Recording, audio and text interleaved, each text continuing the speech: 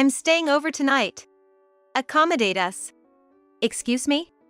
Come on, I told you before. I'm watching a play nearby tonight, and since it ends late in the evening, I said we'd all be staying here.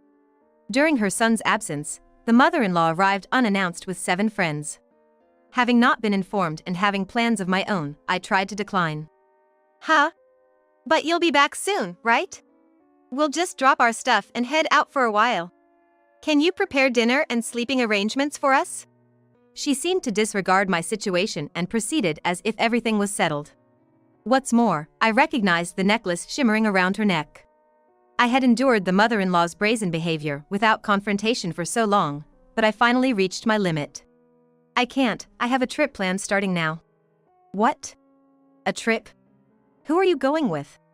The usually non-confrontational me responding with a no surprised her. Having had enough of her excessive harassment, I finally drew the line. Please give me back that necklace. It was time for the mother-in-law to face consequences for her actions. My name is Michelle Gorman, a 30-year-old housewife. After getting married, I used my administrative experience to work as a computer class instructor. My husband, Mike, serves as the president of a subsidiary that his father owns, and he seems busy every day. Though he sometimes looks deep in thought, I'm relieved to see him relaxed, especially when we go on our favorite movie dates. "I feels lighter when I'm with you," he'd say. I was glad if I could ease any of his burdens. I wish I could offer advice or suggestions, but I struggle to express my opinions. Ever since I was young, I preferred listening to others than speaking about myself. My older brother, who is 4 years older, always looked out for me. I used to dislike that about myself, but thanks to Mike's reassurance, I've gained some confidence. Mike has an older brother who serves as the vice president in their father's company. His wife, Mindy, is close in age to me, and we get along well. She's a career-driven woman, both reliable and kind. I admire how she stands her ground and expresses her opinions. Yet she is also understanding and adaptable. Seeing her confront the mother-in-law was truly impressive. However, since they live far away, I regret not being able to see them often. On the other hand, the mother-in-law behaves with the air of a company president's daughter, always confident. Yet, her stubbornness and arrogance are evident. "Michelle, you're the wife of Mike, the president. You should quit being a computer instructor and fully support your husband." She'd reprimand, overwhelming me with her pressure. Mike would back me up then, but she'd remain displeased. I sometimes felt relieved we lived apart. I hoped for a peaceful life with Mike and eventually to be blessed with children. But suddenly, Mike's father passed away from a heart attack. The news was so unexpected, it was hard for everyone to accept. Yet, Mike and his brother had to think about the company's future. Mike decided to stay in New York for a while. I returned home and waited for Mike's call. With the added responsibilities on the two of them, I was worried. After discussions with his brother, it was decided Mike would transfer to the New York headquarters. His brother became the president, and Mike was appointed vice president. We searched for a house in New York and settled on a pre-built single-family home. Although it was a bit far from the station, it was in a less urban area, providing a sense of security. The house had good sunlight, promising a comfortable life. With Mike having to work late due to the handover tasks for a while, I made sure to create a comfortable environment at home so he could rest properly and prepared lunches considering nutritional balance. I wanted to do everything I could to support him. And just like that, a month flew by. "I'm home. I'm hungry. Thanks for working so late. I'll get dinner ready." "Thanks." "Hey, Michelle. My mom said she wants to come over this weekend. Is that okay?" I had been concerned that she might be feeling down since my father-in-law passed away, so this was a relief to hear. "Of course. We still have some areas to tidy up, but she's more than welcome." "Thanks. I'll let her know." "Oh, maybe I should invite my brother and his wife too." "Yeah, that sounds good." As inappropriate as it may sound, moving here made it easier for me to frequently meet Mindy, my sister-in-law, which was a pleasant surprise. That weekend, we all gathered to catch up on the current situation and share memories of my father-in-law. "It's really sad that Dad's gone, but I felt I shouldn't be down forever, so I started taking up a hobby." Seeing my mother-in-law's cheerful face brought relief. She always carried herself with elegance, always wearing beautiful dresses and lovely accessories. Today, she looked stylish with a pale purple scarf that stood out. She seemed to have lost a little weight, but her firmness in advising Mike and his brother on company matters hasn't changed. However, since my father-in-law's passing, I felt that her strict remarks towards me increased. Michelle, we're running low on drinks. Could you go buy some? Jessica, I can go get them. Oh, can you? That would be helpful then. She seemed to be more commanding towards me than she was with Mindy. I thought she might be struggling with the loss of her husband, so I decided to observe and let her comments slide for a while. After dinner, Mike drove everyone home, and the night came to an end. Since then, for some reason, my mother-in-law began visiting our home frequently. She started criticizing my housework and complaining about Mindy. Moreover, she began going through our fridge without permission, which left me stunned. Michelle, Mike's so busy right now, you should pay more attention to the meals you prepare for him. What if he collapses too? Yes, I'll be more careful. Also, there's still trash here. Can't you clean up perfectly? I'm sorry. It continued like this. It felt as though she was picking on me just to pass the time. But when Mindy would visit, she'd quickly leave saying she had other things to do. She said it wasn't because she disliked me, but I felt otherwise. Perhaps she found it easier to assert herself over me, who rarely countered, than over Mindy, who always spoke her mind. I thought about finding a job to spend less time at home. But even after finding one, the harassment from my mother-in-law intensified. Michelle, we ran out of barbecue sauce at our place, so get some while you're out. Oh, I brought a container with me, so let me take some leftovers. Her audacity sometimes left me dumbfounded. She could just as easily buy premium ingredients from an upscale store. Then, an incident occurred. A necklace I cherished disappeared. It was a keepsake from my mother, which I had kept safely on a shelf in my room. The only person I could think of was my mother-in-law, who frequently visited. Though I didn't want to suspect her, she often looked around our home and probably knew where most things were. Despite searching everywhere, it remained missing, so I decided to ask her about it. That's when she responded with a fierce yell. You probably lost it yourself. How dare you suspect me? What kind of person are you? I'm sorry. I searched everywhere I could think of, but I couldn't find it. It's a keepsake from my mother, and it means a lot to me. More than the anger I felt towards being accused, I was devastated about losing my mother's keepsake, and tears began to roll down.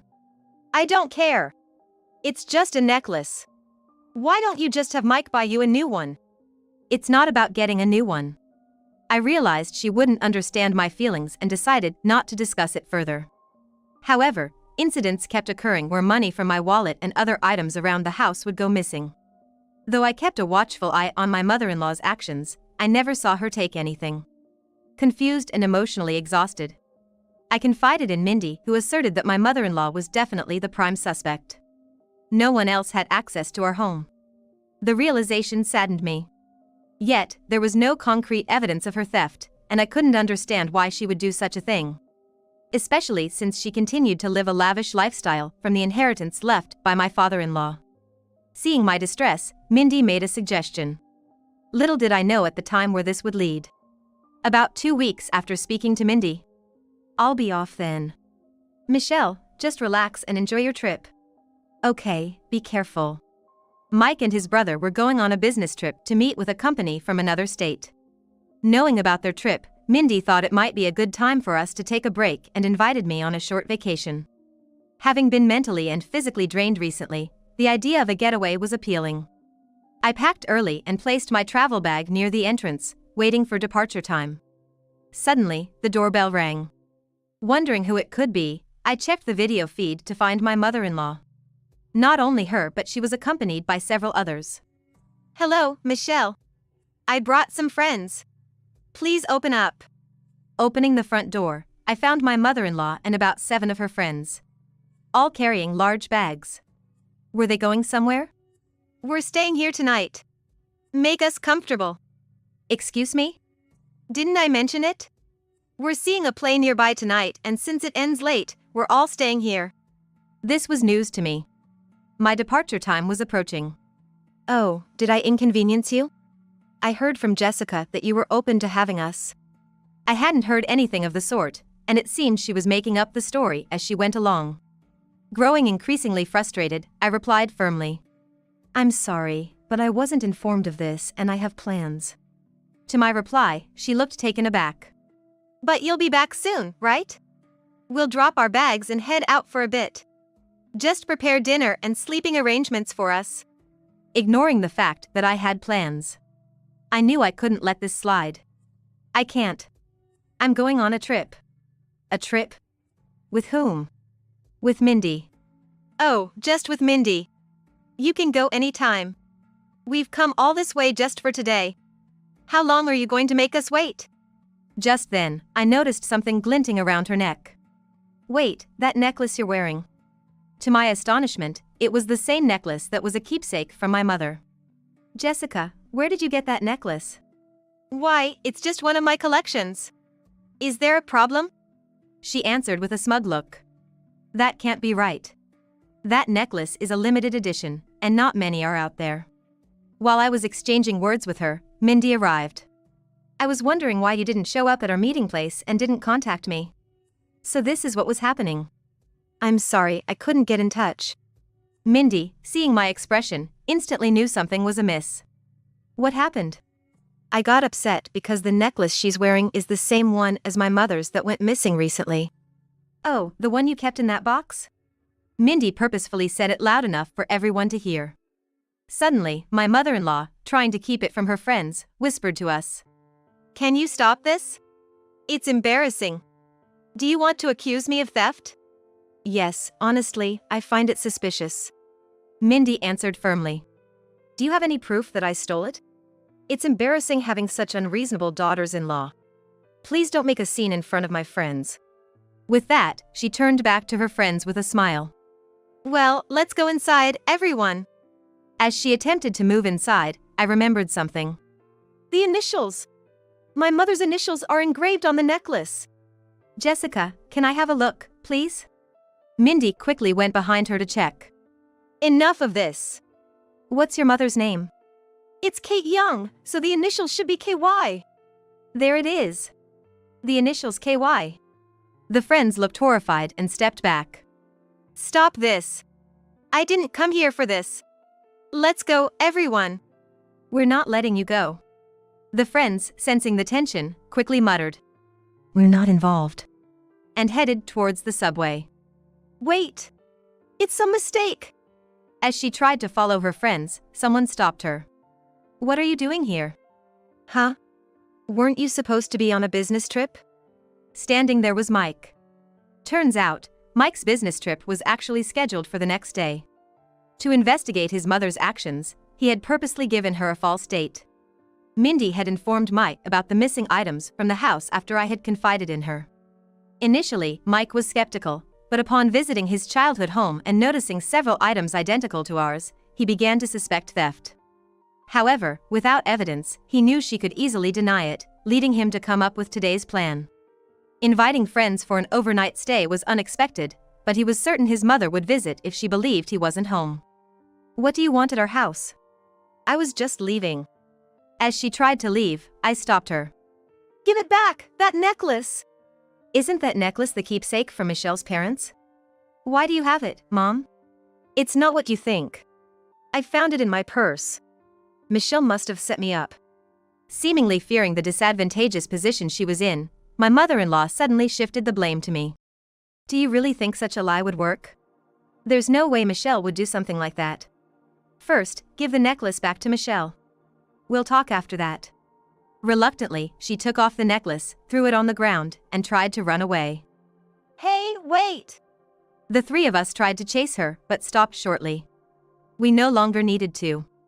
Huh? Why? 10 police officers stood in front of her. I, too, was unsure about what was happening, just staring at the bizarre scene. Then one of the officers said, "We received a report from a local resident. They said someone who seemed to be causing a ruckus here was often seen entering this house when the owners were away. They asked us to come quickly." What are you talking about? I'm the mother of the son living here. Getting the police involved in a family matter. My mother-in-law retorted, looking annoyed. Wait, what do you mean she entered when we weren't home? I never did such a thing. I always come when you're home. Did the informant say anything else? When we asked the police, they mentioned that someone had witnessed my mother-in-law sneaking into our backyard, likely using a spare key, to get inside. Indeed, we had a spare key hidden beneath a plant pot in the backyard. This realization gave us chills and also explained the missing items. Mike had considered this possibility and was planning to observe her actions while we were out today. But he never expected to find out the truth in this manner. Mom, why were you coming into our house when we weren't home? It's all lies. You're gonna believe some unknown person's story? But you did have my precious necklace, didn't you? I told you I found it in my purse.